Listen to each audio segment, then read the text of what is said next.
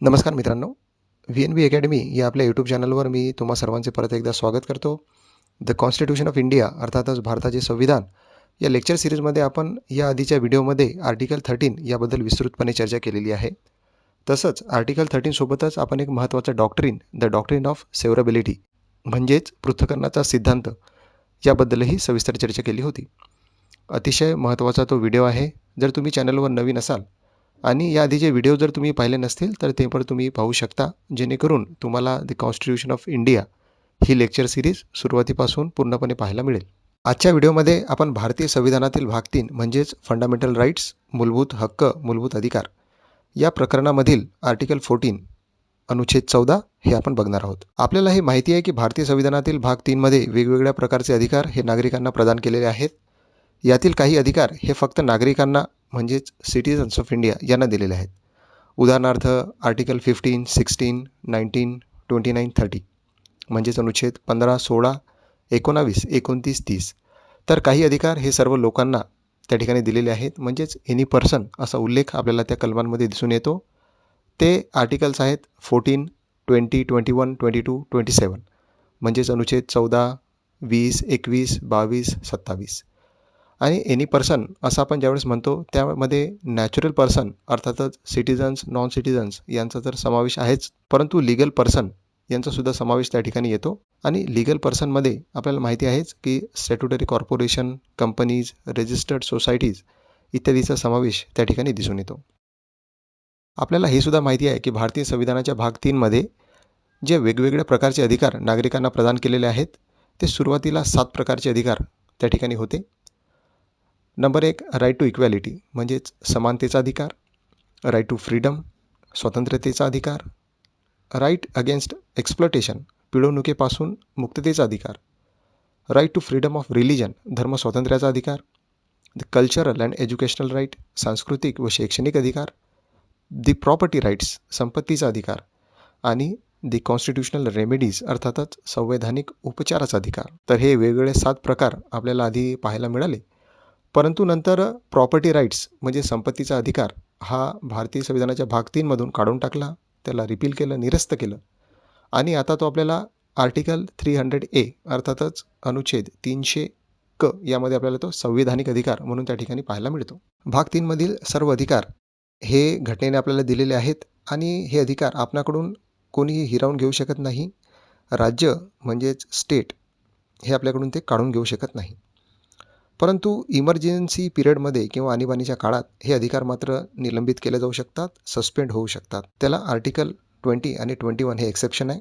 म्हणजे कलम 20 आणि 21 जर सोडलं तर आणीबाणीच्या काळामध्ये इमर्जन्सी सिच्युएशनमध्ये बाकीचे सर्व फंडामेंटल राईट्स हे सस्पेंड होऊ शकतात. आणि भाग 3 मध्ये दिलेले अधिकार हे आपल्याला माहिती आहे की ॲब्सोल्यूट नेचरचे ते नाही आहेत, म्हणजेच त्या अधिकारांसोबत काही मर्यादासुद्धा घालून दिलेल्या आहेत हे आपल्याला लक्षात येतं. तर मित्रांनो, आजच्या लेक्चरला आपण सुरू करूया आणि याचा आपला टॉपिक आहे आर्टिकल 14 अर्थातच अनुच्छेद 14.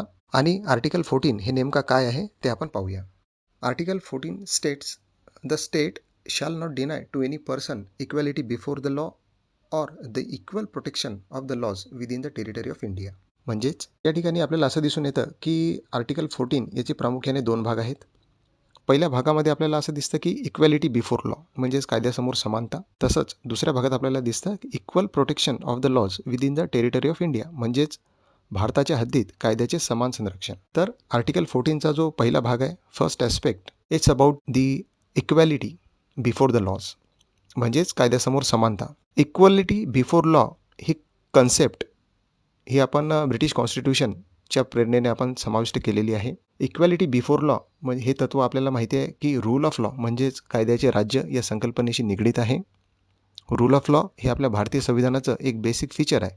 It is a basic structure. मित्रांनो, प्रोफेसर A.V. डायसी यांची ही संकल्पना आहे.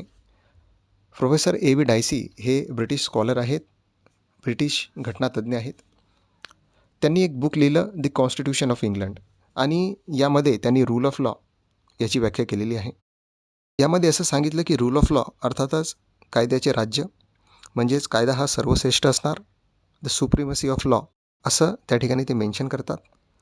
आणि 26 जानेवारी 1950 पासून भारतामध्ये राज्यघटना लागू झाली आणि तेव्हापासून आपल्याला माहिती आहे की देशात कायद्याचे राज्य आहे. कोणीही व्यक्ती हा कायद्यासमोर मोठा नाही. कायदे सर्वांसाठी समान आहेत. No one is above the law.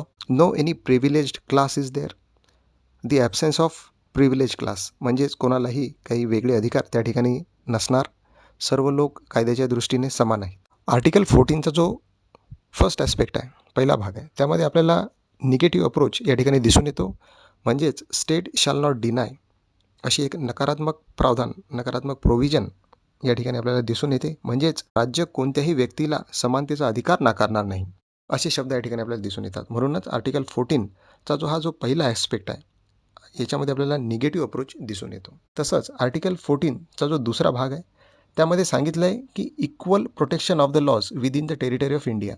अर्थातच राज्य सर्व व्यक्तींना कायद्याचे समान संरक्षण प्रदान करेल. या ठिकाणी मात्र राज्याचा पॉझिटिव्ह अप्रोच आपल्याला दिसून येतो. आणि मित्रांनो, हे तत्त्व आपण अमेरिकन कॉन्स्टिट्यूशनमधून घेतलं आहे, हे या ठिकाणी लक्षात असलं पाहिजे. आर्टिकल 14चा ज्यावेळेस आपण विचार करतो, त्यावेळेस न्यायालयाने त्याला एक मोठी व्याप्ती दिलेली आहे. कायद्याचे समान संरक्षण ज्यावेळेस आपण म्हणतो, त्यावेळेस ट्रीट इक्वल्स इक्वली, म्हणजेच समान परिस्थितीमध्ये लोकांना समान वागणूक देणे, असा अर्थ न्यायालयाने या ठिकाणी लावला. म्हणजेच जे लोक असमान कंडिशन्समध्ये आहेत, जे लोक वल्नरेबल आहेत, मागासलेले आहेत, त्यांच्यासाठी जास्तीचं प्रोव्हिजन, त्यांच्यासाठी जास्तीचं संरक्षण हे राज्य देऊ शकतं. म्हणजेच जर राज्यांनी वल्नरेबल क्लाससाठी, मागासलेल्या वर्गांसाठी जर काही विशेष तरतुदी केल्या, तर ते न्याय्य ठरवल्या जाईल. आणि यालाच आपण रिझनेबल क्लासिफिकेशन असं म्हणतो. त्यालाच अफर्मेटिव्ह ॲक्शन असं सुद्धा म्हटलं जातं. आणि इथूनच पुढे मग रिझर्वेशन पॉलिसीज जे आपल्या देशामध्ये लागू आहेत, त्या संकल्पना पुढे आल्या. रिझर्वेशन पॉलिसीज हे आपण आर्टिकल 15 आणि 16मध्ये पुढे सविस्तरपणे पाहणारच आहोत. तर अशा प्रकारे आर्टिकल 14 हे अतिशय महत्त्वाचं असं आर्टिकल भारतीय संविधानाच्या भाग 3मध्ये आपल्याला दिसून येतं. आर्टिकल 14 म्हणजेच इक्वॅलिटी बिफोर लॉ, कायद्यासमोर समानता असं जरी म्हटलं तरी आर्टिकल 14ला काही एक्सेप्शन आहेत, काही अपवाद त्या ठिकाणी आहेत. उदाहरणार्थ आर्टिकल 361 याच्यामध्ये जे प्रेसिडेंट आहेत आणि गव्हर्नर आहेत, यांना काही सवलती दिलेल्या आहेत. म्हणजेच फौजदारी स्वरूपाचे जे काही कायदे आहेत, त्यामधून यांना सूट देण्यात आलेली आहे. तसंच आर्टिकल 105 म्हणजेच अनुच्छेद 105 मध्ये मेंबर ऑफ पार्लमेंट आहेत, म्हणजेच जे संसदेचे सदस्य आहेत, त्यांनासुद्धा काही सवलत यामध्ये दिलेली दिसून येते. तसंच आर्टिकल 194 यामध्ये अशाच प्रकारच्या सवलती स्टेट लेजिस्लेटिव्ह यांना दिलेल्या आहेत. म्हणजे जे विधानसभेचे सदस्य आहेत, त्यांनासुद्धा काही इम्युनिटी त्या ठिकाणी दिलेली आहे. त्याचप्रकारे जे फॉरेन सॉव्हरेन आहेत, ॲम्बेसिडर, डिप्लोमॅट्स आहेत, त्यांनासुद्धा काही इम्युनिटी आर्टिकल 14च्या संबंधी दिलेली आहे. त्याचप्रकारे जे आर्म्ड फोर्सेस आहेत, यांनासुद्धा काही नागरी कायद्यांमधून सूट दिल्याचं आपल्याला दिसून येतं. आणि त्यांच्यासाठी स्पेशल ॲक्ट्स त्या ठिकाणी दिसून येतात. आणि मित्रांनो, या ठिकाणी आर्टिकल 14शी संबंधित एक लास्ट पॉईंट आपल्याला डिस्कस करायचा आहे, तो म्हणजेच रेमेडीज ऑफ आर्टिकल 14. म्हणजेच अनुच्छेद 14चं जर राज्याद्वारे जर कधी उल्लंघन झालं, तर त्यावेळेस आपल्याला कोणकोणत्या रेमेडीज आपल्याला अवेलेबल आहेत. तर पहिली म्हणजे writ petition under article 32 and 226. अनुच्छेद 32 आणि 226 या कलमाद्वारे आपण सुप्रीम कोर्टमध्ये, हायकोर्टमध्ये पिटिशन आपण दाखल करू शकतो. त्यालाच रिट पिटिशन असं आपण म्हणतो. या रिट पिटिशनमध्ये 5 प्रकारच्या रिट येतात: हेबिस कॉर्पस, मेंडेमस, प्रोहिबिशन, को वॉरंटो आणि सर्च्युररी. ज्यावेळेस आपण आर्टिकल 32 डिस्कस करू, त्यावेळेस डिटेलमध्ये या 5ही रिट आपण तिथं पाहणार आहोत. त्याचप्रकारे दुसरे रेमेडी म्हणजे PIL म्हणजे पब्लिक इंटरेस्ट लिटिगेशन यांच्या मार्फतसुद्धा आपण एखादा मुद्दा कोर्टामध्ये नेऊ शकतो. आणि आर्टिकल 14चं जर राज्याद्वारे, स्टेटद्वारे जर उल्लंघन झालं असेल, तर PIL मार्फतसुद्धा आपण दाद मागू शकतो. आणि तिसरी गोष्ट म्हणजे individual can also file the regular suit in the civil courts. म्हणजे जे काही व्यक्ती आहेत, त्यांना असं वाटलं की आपला आर्टिकल 14चा भंग या ठिकाणी झालेला आहे, ते एक रेग्युलर सूटसुद्धा न्यायालयात दाखल करू शकतात. तर अशा प्रकारे आपल्याला आर्टिकल 14चं महत्त्व आपल्याला सांगता येईल. तर मित्रांनो, येणाऱ्या लेक्चरमध्ये आपण आर्टिकल 14शी रिलेटेड जे महत्त्वाचे केसेस आहेत, ते सुद्धा आपण डिस्कस करणार आहोत. तर भेटूया आपण पुढच्या लेक्चरमध्ये. धन्यवाद.